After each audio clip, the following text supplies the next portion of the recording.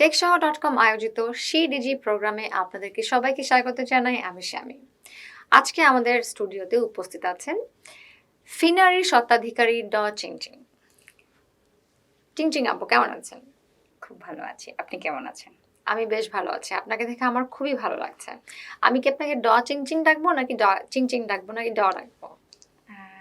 যেকোনোভাবে দেখা যায়। আমার নামের ৩টা অক্ষরের মধ্যে হচ্ছে দেখি যে শুধু অনেকে ডাকে, অনেকে শুধু চিং ডাকে, আর অনেকে চিংচিংও ডাকে।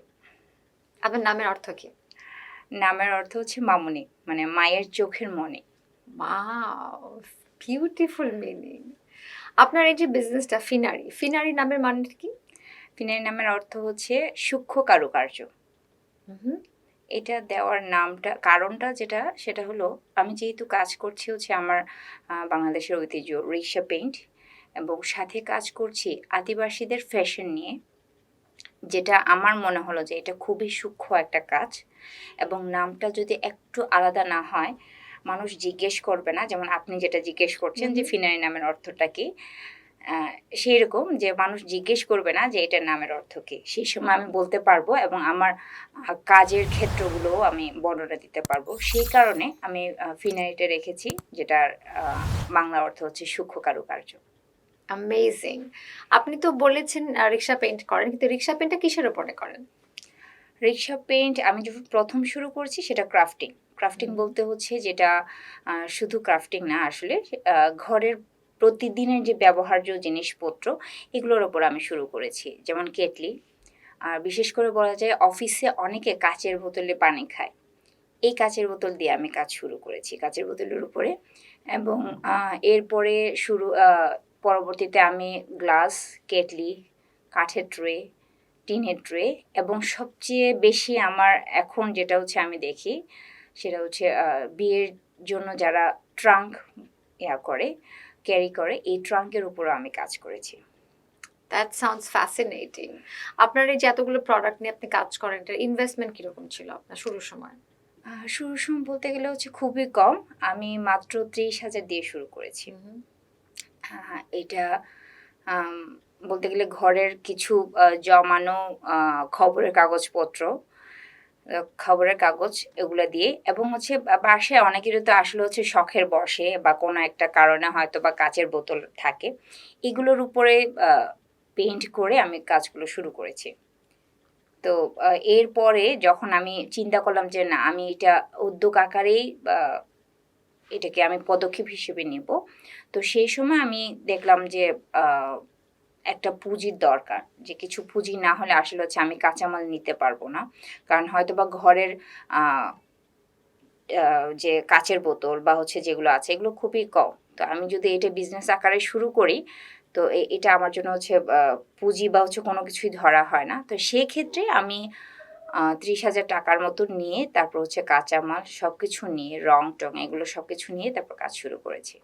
আপনার ব্যবসার কত বছর হলো এখন? এই বছর মেতে ৬ বছর পূর্ণ হবে। That's a long time. আপনার জীবনে কোন সময় এসে মনে হয়েছে যে আপনি এরকম একটা বিজনেসম্যান হবেন, মানে উদ্যোক্তা হবেন? উদ্যোক্তা আসলে আমি যেটা বলবো এখনো হতে পেরেছি কিনা জানি না। যেমন অনেক স্টুডেন্টরা বলে যে আমি এখনো শিখছি, এবং আমাদের যারা টিচার আছে বা আমার নিজের শিক্ষক এখনো যারা আছেন, তারা এখনো বলে আমরা এখনো শিখছি। এজন্য আমিও বলবো আসলে আমি উদ্যোক্তা হতে পেরেছি কিনা আমি জানি না। তবে হবার এখনো চেষ্টা করছি, এবং আমি এখনো শিখছি। আপনি যখন বিজনেস শুরু করেন, ফার্স্ট সেলের প্রায় মানে কত টাকার প্রোডাক্ট সেল করেছেন? প্রোডাক্ট সেল বলতে গেলে হচ্ছে আমার বান্ধবীর কাছে সেল করেছিলাম। সেটা ছিল একটা কাগজের ডোরবেলের মতন বানিয়ে। এটা ছিল মাত্র ১৫০ টাকা।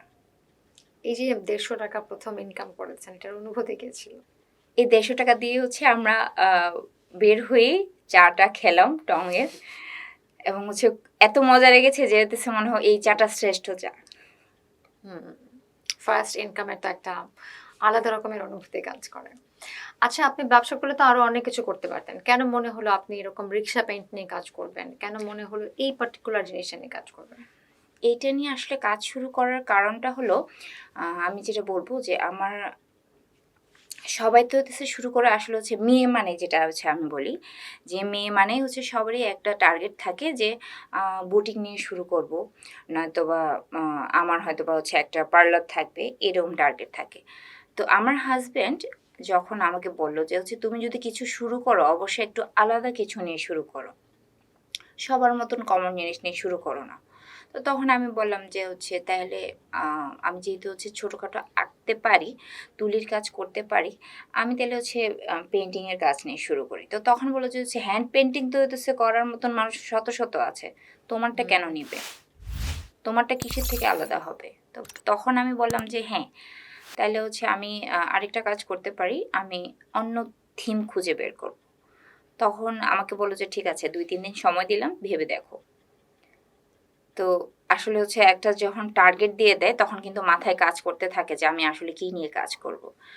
দিনরাত ভাবছি, মনে হয় ভোর 3টা কি 3:30টার দিকে উঠে আমি বলছি, ভোর বলা যায় না, এটাকে রাতেই বলা যায়, 3:30টার দিকে উঠে আমি বলছি যে আমি রিক্সা পেইন্ট নিয়ে কাজ করব। রাতে জাগিয়ে আমি বলছি যে আমি রিক্সা পেইন্ট নিয়ে কাজ করব।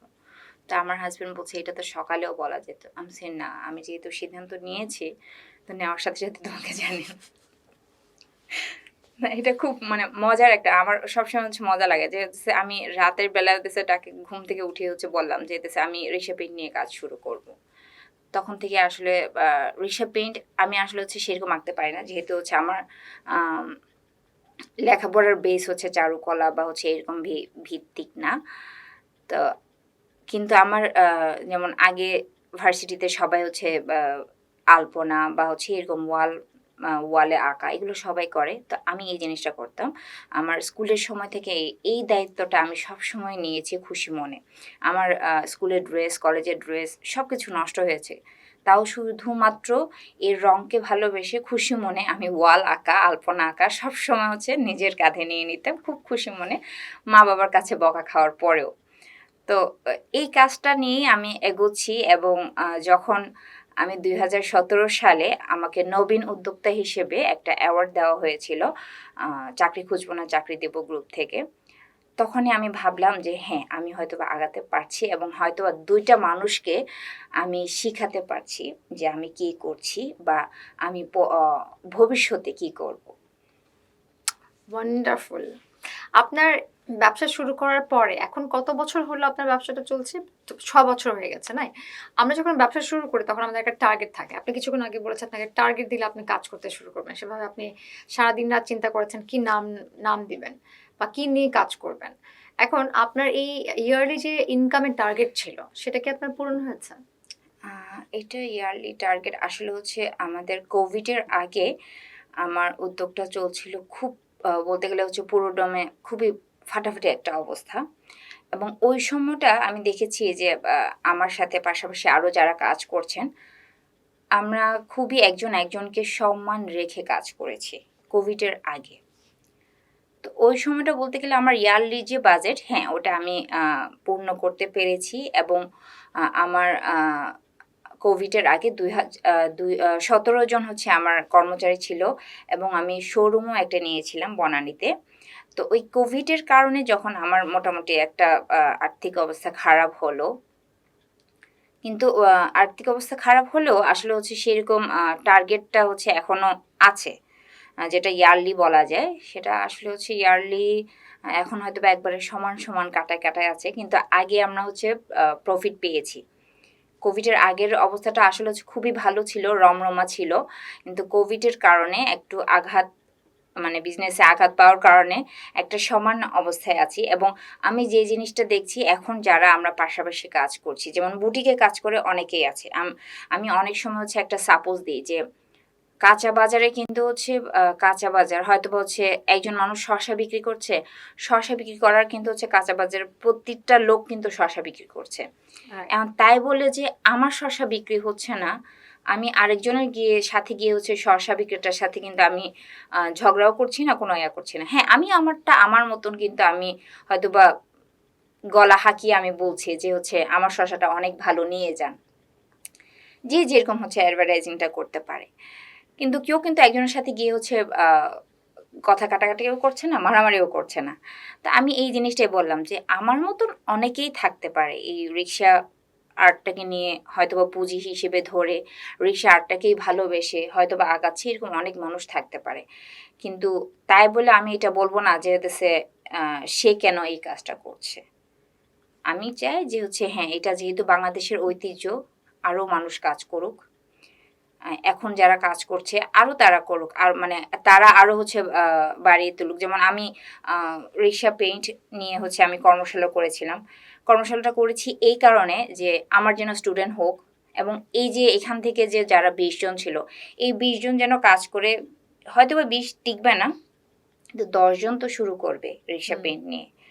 তো এই জিনিসগুলো হচ্ছে আমি এখনও চাই। এবং পাশাপাশি যারা আমরা কাজ করছি একই এই যে পণ্য নিয়ে বা রিক্সা পেইন্ট নিয়ে যারা কাজ করছি, আমি তাদেরকে এখনও বলি যে আসেন একসাথে কাজ করি। আমি যে পণ্য নিয়ে কাজ করছি, হ্যাঁ আপনি এটাকে ছেড়ে দেন, আপনি অন্যটা নিয়ে শুরু করুন। কিন্তু আমরা এখন কি করি, আমি যা করছি ঠিক কপিটাই আরেকজন করছে।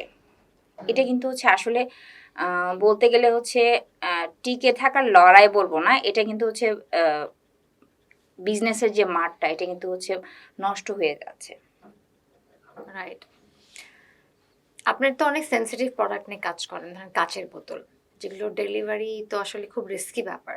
এই ডেলিভারিগুলো আপনি কিভাবে করেন? কোনো থার্ড পার্টি ইউজ করেন নাকি নিজেরা? থার্ড পার্টি ইউজ করি হচ্ছে 2 বছর পরে, মানে হচ্ছে 2018 না 2017 মনে হয় শেষের দিকে হচ্ছে আমি থার্ড পার্টি শুরু করি। কিন্তু প্রথম দিকে আমি নিজে এবং আমার হাজব্যান্ড হচ্ছে ডেলিভারি ম্যান। এবং আমার হাজব্যান্ডের বাইক আছে, যেটা বলতে গেলে হচ্ছে পাঠাও সার্ভিস। তো সকালবেলা ও একটা প্রাইভেট সেক্টরে জব করে। সকালবেলা রাতের বেলা হচ্ছে সব টুকে রাখতাম যে কি কোথায় কোথায় আমার অর্ডার আছে, এবং সকালবেলা উঠেই হচ্ছে বলতাম আচ্ছা তোমার অফিসের আজকে টাইম কয়টায় কয়টায় বা কয়টায় অফিসে মানে অফিসের জন্য বাসা থেকে রওনা করবা। সে যদি বলে যে 9:30, ঠিক আছে এগুলো হচ্ছে তেলে দিয়ে দিলাম তোমার কাছে, তুমি যে এরকম হচ্ছে একটা সময় করে ডেলিভারিগুলো দিয়ে আসো। এরকম হচ্ছে বলতাম। তারপর আরও মাঝে মাঝে হতো যে হতেছে ও বলতো যে হতেছে না অফিস থেকে আজকে তাড়াতাড়ি আসবো, ঠিক আছে তাহলে আমি রেডি করে রাখবো। আর মাঝে মাঝে তখন দেখতাম যে হচ্ছে না প্রোডাক্ট একটু বেশি, তার হয়তো বা বাইকে করে নিয়ে যাওয়াটা হচ্ছে একটু কঠিন হয়ে যায়, তখন আমি নিজেই সিএনজিতে করে দিয়ে আসতাম। আচ্ছা, আপনি তো এখন তো থার্ড পার্টি ইউজ করছেন, তো হ্যাঁ, এখন আপনার পেমেন্ট মোডটা কিরকম? পেমেন্ট মোড হচ্ছে ক্যাশ অন ডেলিভারিও দিচ্ছি আমরা। আর যদি হচ্ছে একটা অ্যামাউন্ট যদি হতেছে একটু বেশি হয়, তখন হচ্ছে আমরা কাস্টমারকে বলি, বা হচ্ছে যে কাস্টমার হয়তো বা আমার কাছ থেকে নতুন নিচ্ছে একবার হচ্ছে ফার্স্ট তো যেমন কাস্টমাররা আমাদের উপরে মাঝে মাঝে অবিশ্বাস করে যে হ্যাঁ আমরা হয়তো বা টাকা নিয়ে হচ্ছে তাদেরকে আর প্রোডাক্ট দিব না, সেরকম আমাদেরও কিন্তু মাঝে মাঝে মনে ভয় থাকে যে আমার প্রোডাক্টটা আমি পাঠিয়ে দিলাম যে কোনো কুরিয়ারের মাধ্যমে বা যেভাবেই হোক আমি পাঠিয়ে দিলাম, উনি যদি আমাকে পরিশোধ না করে, এই ভয়টা কিন্তু আসলে সবারই থাকে। তবে আমি বলবো ফিনারির শুরু থেকে এবং এই পর্যন্ত আমি এরকম পরিস্থিতি আমি এখনো সম্মুখীন হইনি। হয়তোবা হ্যাঁ কিছু কাস্টমার আছে পাওয়ার পরে বলছে যে আপনি যে কালারটা বলছেন এটা এই কালার না, বা আপনি এই যে ডিজাইনটা যেটা দেখাইছেন এটা না। আসলে অনেক সময় ছবি তোলার সময় গ্রিন কালার বোতলটা একবারে লাইট গ্রিন হয়ে যায় ছবি তোলার সময়, এটাকে আর কত এডিট করা যায়। আসলে হচ্ছে আমরা কিন্তু র ছবিটাই দেওয়ার চেষ্টা করি, কখনো এডিট করার ছবিটা দিই না। এখন আমি হয়তো বা আসলটা দেখছি হচ্ছে একবারে ডিপ গ্রিন, কিন্তু ছবি তোলার সময় যে এত কিছু লাইট দিয়ে ছবি তোলার সময় তখন কিন্তু ওটা একটু লাইট গ্রিন হয়ে যায়। রাইট। এখন ওনাকে আমি আর বোঝাতে পারি না এটা ডিপ গ্রিনই, মানে উনি ওখানে গিয়ে হচ্ছে বলে যে এটা তো ডিপ গ্রিন, আপনি তো আমাকে লাইট গ্রিন দেখাইছিলেন। তা আমি তখন বললাম যে না লাইট গ্রিন না, আমি আপনাকে এই যেটা গ্রিন এই গ্রিনটাই দেখিয়েছিলাম। কিন্তু ওনার কথা হচ্ছে যে আমি তো ছবিতে দেখেছি লাইট গ্রিন। আসলে লাইট বা এই সে অনেক কিছু মিলিয়ে যে হচ্ছে এটা লাইট হয়ে গেছে এটা উনি বুঝতেই চায় না। তো তখন আমরা বলি যে ঠিক আছে আপনি পাঠিয়ে দেন। এটা হয়তো বা ফিনারির এরকম কাস্টমার হাতে গোনা খুব বেশি হলেও বলতে হয় 2 কি 3 জন। এবং আমার বাকি যারা 98 জন কাস্টমার খুবই ভালো, এবং রিপিট কাস্টমার আমার অনেক বেশি। এবং কোভিডের সময় যেটা আমি সবচেয়ে বলবো, কোভিডের সময় যে আপার কথা না বললে নয়, উনি হচ্ছে শিখা জামান, আমার খুবই খুবই মানে ভালো এবং কাছের একজন হচ্ছে মানুষ। উনি কোভিডের সময় আমাকে প্রায় সময় খোঁজ খবর নিতেন যে তোমরা কিভাবে আছো, কেমন আছো, তোমার বিজনেস চলছে কিনা, এবং হচ্ছে সে ওই সময়টাও আমার কাছ থেকে নানান ধরনের প্রোডাক্ট অর্ডার করেছেন। উনি যদি হচ্ছে অনেক মানে এই প্রোডাক্টগুলো উনি অনেকে হচ্ছে গিফট দেন আর হচ্ছে নিজের কাছেও রেখে দেন, এবং ওনার বাসায়ও আমি অনেকবার গিয়েছি। আমি সবসময় চেষ্টা করি, যেহেতু এই মানুষটা আমাকে এত বেশি ভালোবাসে, আমিও তাকে হচ্ছে আমার যে প্রোডাক্টগুলো আমি সবসময় ওনার কাছে আমি নিজে পৌঁছে দিই। তো ওনার বাসায় যখন আমি গিয়েছি তখন দেখেছি ওনার বাসার মেন গেটেই আমাদের যে হচ্ছে রিক্সা পেইন্টের গলার মালা ছিল, আজকে এনেছিলাম, পড়তে মনে নেই। তো এই গলার মালাটা ঠিক উনি তখন বলেছিল যে সে মালাটা পেন্ট মানে ইয়া না দিয়ে সুতলি বা হচ্ছে যে ইয়াটা ছিল আমাদের দড়িটা মানে টার্সেলটা, বলতেছে এটা না দিয়ে তুমি আমাকে ডিরেক্ট পাঠিয়ে দাও। তো আমি গিয়ে দেখি কি উনি জাস্ট এই গলার মালাটা ওনার গেটের ওখানে হচ্ছে দিয়ে রেখেছে। মানে আমি খুবই অবাক যে যার বাসায় আমার এই প্রোডাক্টগুলো মানে মেইন গেট দিয়ে ঢুকেই যদি দেখি যে হচ্ছে এই প্রোডাক্ট, কার না মন ভালো লাগে। রাইট।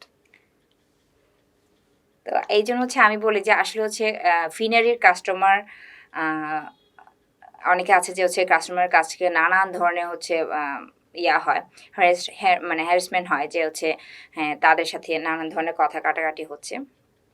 আমি বলবো ফিনারির এইরকম কাস্টমার খুবই কম, হয়তোবা হাতে গোনা কয়েকজন প্রোডাক্ট ছবির কারণে, হয়তোবা ছবি দেখার একটা ভুলের কারণে বা আমাদের ফটোশ্যুটের কোনো একটা ঝামেলার কারণে তারা হয়তোবা আমাদেরকে ফেরত দিয়েছেন।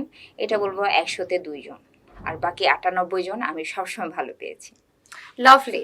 আপনার তো অনেক এক্সপিরিয়েন্স, বেশ অনেক বছর ধরে ব্যবসা করছেন, অনেক ভালো ভালো কাস্টমার আছে আপনার।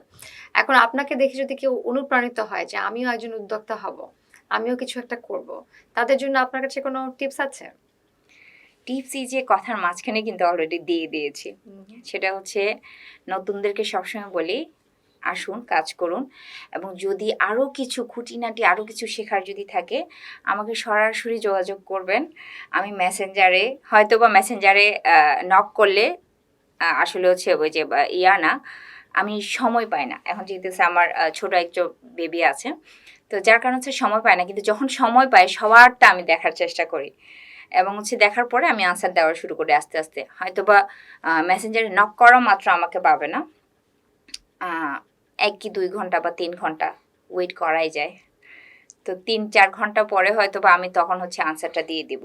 এবং আমি সবসময় বলি নতুনদেরকে যদি তারা চায় রিক্সা পেইন্ট নিয়ে কাজ করতে, আমার সাথে সরাসরি যোগাযোগ করতে, এবং যখন যে কোনো উদ্যোগ নিয়ে কাজ করতে চায় সবসময় দেখতে হবে হ্যাঁ আমি যেটা নিয়ে কাজ করব তাকে প্রতিপক্ষ না ভেবে তার সাথে বন্ধুসুলভ আচরণ করে আমি কাজটা শুরু করব। Thank you so much. চিং আপনি অনেক বড় হন, আপনার ফিনারি অনেক দূর এগিয়ে যাক, আর অনেক বছর আপনি ব্যবসা সফল ভাবে টিকে থাকেন, আমরা এই দোয়া করি। আমাদের স্টুডিওতে আজকে উপস্থিত থাকার জন্য আপনাকে অনেক অনেক ধন্যবাদ। আপনাকে অনেক ধন্যবাদ আমাকে আপনাদের স্টুডিওতে হচ্ছে অতিথি হিসেবে ডাকার জন্য, এবং আপনাদের সাথে কথা বলতে পেরে মনে হচ্ছে যে না, মনের অনেক কিছু আমি শেয়ার করতে পেরেছি। It's a pleasure. প্রিয় দর্শক, আজকের আয়োজন এই পর্যন্তই। দেখা হবে অন্য আরেকদিন আরেকজন উদ্যোক্তার সাথে। সেই পর্যন্ত ভালো থাকুন, সুস্থ থাকুন। আমাদের ইউটিউব চ্যানেল এবং ফেসবুক পেজ সাবস্ক্রাইব করুন।